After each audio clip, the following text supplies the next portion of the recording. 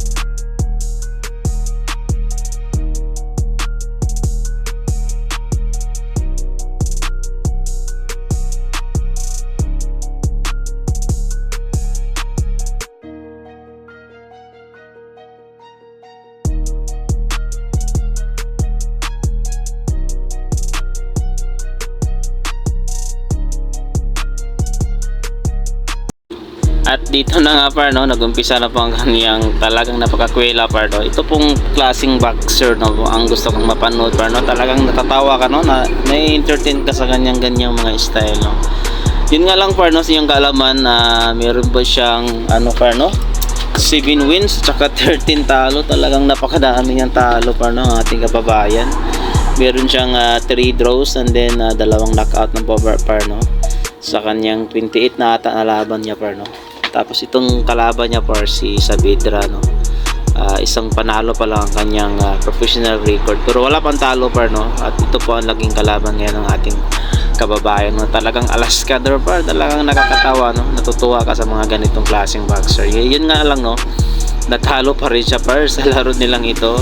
At least no, na-entertain niya ang mga nanonood. At saka pagkatapos ng kanilang laban par, talagang nananatili pa rin naman ang kanyang pagiging sportsmanship. Talagang kinamayan niya at pinalakpakan niya. Ayan, dito par, no?